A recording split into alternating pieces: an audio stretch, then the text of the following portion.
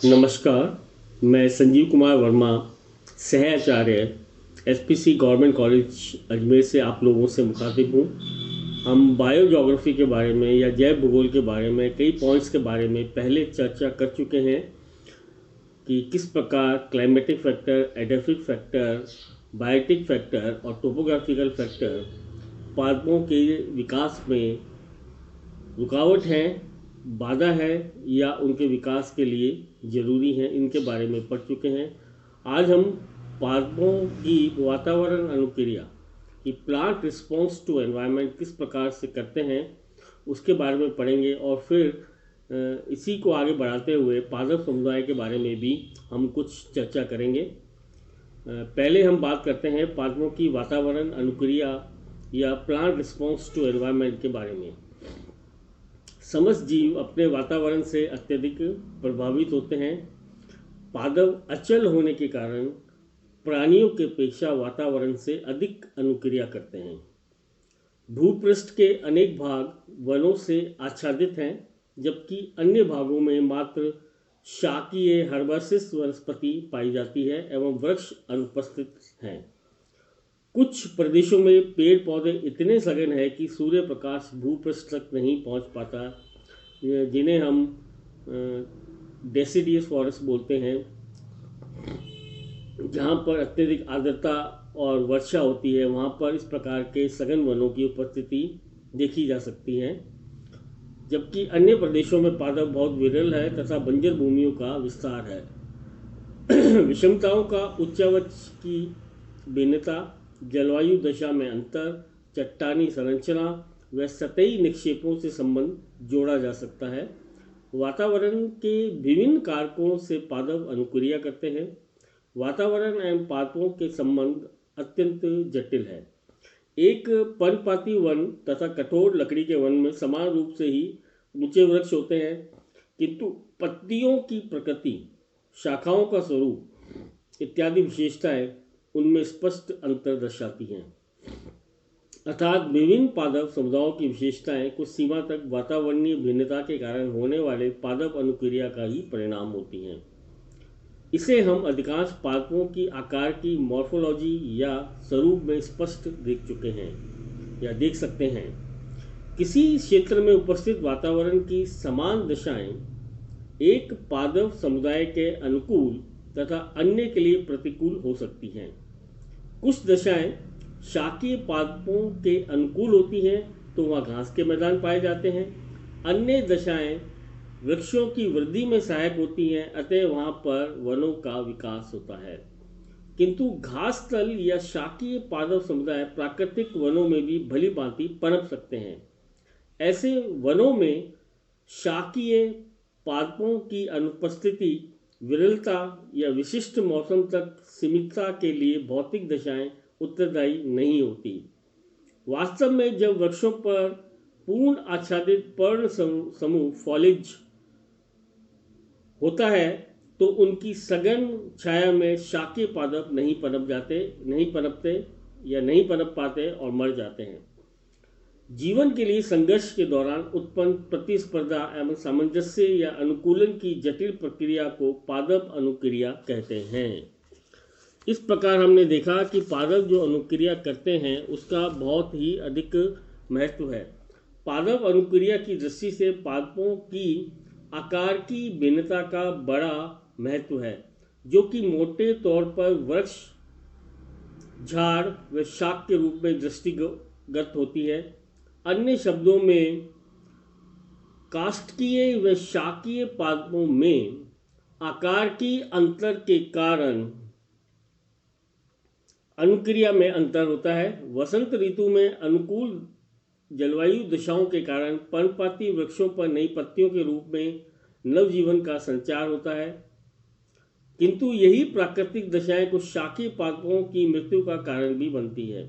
भूमध्य सागरीय देशों में या प्रदेशों में ऋत्विक परिवर्तन के कारण जहाँ कुछ झाड़ एवं वृक्ष निष्क्रिय अवस्था में चले जाते हैं, वहीं शाकीय पादप सक्रिय हो जाते हैं। पादप कायिकी विशेषज्ञों, प्लांट फिजियोलॉजिस्ट के अनुसार निश्चित दशाओं में पादपों में एक विशिष्ट अनुक्रिया करने की सामान्य प्रवृत्ति पाई जाती है। पादप अनुक्रिया सरल एवं सीधी ना होकर अनुकूलन और प्रतिस्पर्धा का परिणाम होती है, जैसा कि एम.आई. न्यूबिजन ने ये कहा। पादपों व पादप समुदाय के मध्य इन दोनों की महत्वपूर्ण भूमिका होती है। भूपृष्ठ पर वन, घास स्थल, मरुस्थल आदि के रूपों में पादप समुदाय के जो कि वृद्ध प्रकार देखने को मिलते हैं, वह वहाँ पाई जाने वाली सकल प्राकृतिक दिशाओं के प्रति पादपों की दीर्घकालिक अनुक्रिया व अनुकूलन का परिणाम होते हैं। ये अनुक्रिया भौतिक एवं रासायनिक प्रतिक्रिया के सदृश नहीं होती, बल्कि जैविक होने के कारण अनवरत चलने वाली अनुकूलन प्रक्रिया का परिणाम होती है। विभिन्न मृदा, जलवायु व धरातलीय दशाओं में पादपों की अनुक्रिया में अंतर आना स्वाभाविक है। ये चीज़ें हमने देखी कि किस प्रकार पादप अपने एनवायरनमेंट के साथ रिस्पॉन्स करते हैं और किस प्रकार बढ़ते हैं, पलते हैं या मर जाते हैं या नष्ट हो जाते हैं। अब हम बात करेंगे पादप समुदाय की प्लांट कम्युनिटी क्या होती है। किसी निश्चित आवास हैबिटेट में विकसित होने वाले समस्त पादपों या पादप समूह को पादप समुदाय कहते हैं। प्रकृति में प्रायः पादप एकाकी रूप में नहीं पाए जाते, वरन समूह में उगते हैं। एक पादप समुदाय वास्तव में उस आवास में पाए जाने वाले समस्त पादपों का एक समुच्चय होता है, जिनके परस्पर तथा परिस्थितियों के साथ संबंध होते हैं। वॉन रिपर के शब्दों में पादप स्वरूपों का कोई भी पारिस्थितिकीय समूहन जो कि स्थल या आवास से अंतर संबंधित हो, पादप समुदाय कहलाता है। ये निश्चित क्षेत्र में पाए जाने वाले पादपों का एक समूह है जो अपने आवास की भौतिक दशाओं के अनुरूप या अनुकूलित हो जाते हैं। पादप समुदाय वास्तव में पादपों के समाज के सूचक हैं। इनके अध्ययन को पादप सामाजिक फिजियो सोशियोलॉजिकल अध्ययन, फाइटोसोशियोलॉजिकल अध्ययन कहते हैं। पादपों की सघनता के आधार पर पादप समुदाय दो प्रकार के होते हैं। पहला कहलाता है विवृत समुदाय। विवृत मतलब ओपन कम्युनिटी, जहाँ पौधों में परस्पर काफ़ी दूरी होने के कारण खुले भाग पाए जाते हैं एवं नई जातियों के बसने की संभावना रहती है। वैसे समुदाय ओपन कम्युनिटी समुदाय कहलाते हैं। और दूसरे प्रकार के होते हैं संवृत समुदाय या क्लोज्ड कम्युनिटी, जहाँ पादप इतने सघन होते हैं कि नई जातियों के बसने की संभावना नहीं रहती है। यदि किसी निश्चित क्षेत्र में लगातार एक ही जाति के पादपों का विस्तार पाया जाता है तो उसे पादप समाज या प्लांट सोसाइटी कहते हैं। किंतु यदि दो या अधिक जातियों के पादप पाए जाते हैं जो कि पारिस्थितिकी संबद्धता रखते हैं तो उसे पादप समुदाय कहते हैं या प्लांट कम्युनिटी कहते हैं। किसी प्रदेश के पादप समुदाय के समूह को वनस्पति कहते हैं, वेजिटेशन कहते हैं। इस प्रकार पादप समुदाय वनस्पति की एक इकाई है। किसी भी आवास के पादप समुदाय में निम्न विशेषताएं पाई जाती हैं। इन विशेषताओं को आप नोट कर लें। पहली विशेषता है, एक पादप समुदाय का निर्माण दो या अधिक जातियों के पादपों से होता है।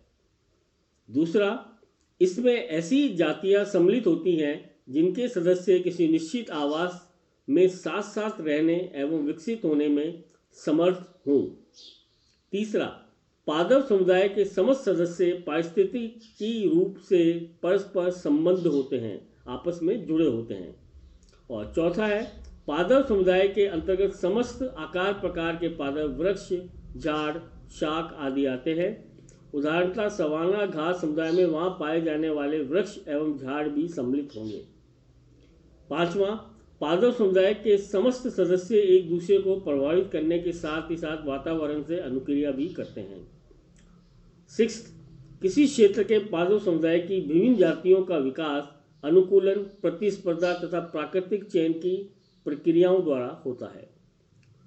सेवेंथ, एक समुदाय के सभी पादप समान महत्व के नहीं होते हैं, अपितु कुछ अधिक महत्वपूर्ण होते हैं जिनका प्रभाव समुदाय पर देखा जा सकता है। और लास्ट है, प्रत्येक पादप समुदाय का अपना एक संगठन, संरचना एवं विकास का इतिहास होता है। समय के साथ इनमें परिवर्तन होता रहता है। अनुकूलन भी इसी का एक अंग है। पादप समुदाय का अध्ययन गुणात्मक तथा विश्लेषणात्मक लक्षणों के आधार पर किया जाता है। इनमें समुदाय का स्वरूप, फिजियोनॉमी, जीवन अवस्था, पीरियोडोसिटी, प्रधानता, डोमिनेंस, स्तरण, स्ट्रेटिफिकेशन, पादप बाहुल्यता, अबेंडेंस, जीवन शक्ति, वाइटलिटी, जीवन रूप, लाइफ फॉर्म, प्रकीर्णन, डिस्पर्जन, पादप आवर्ती, प्लांट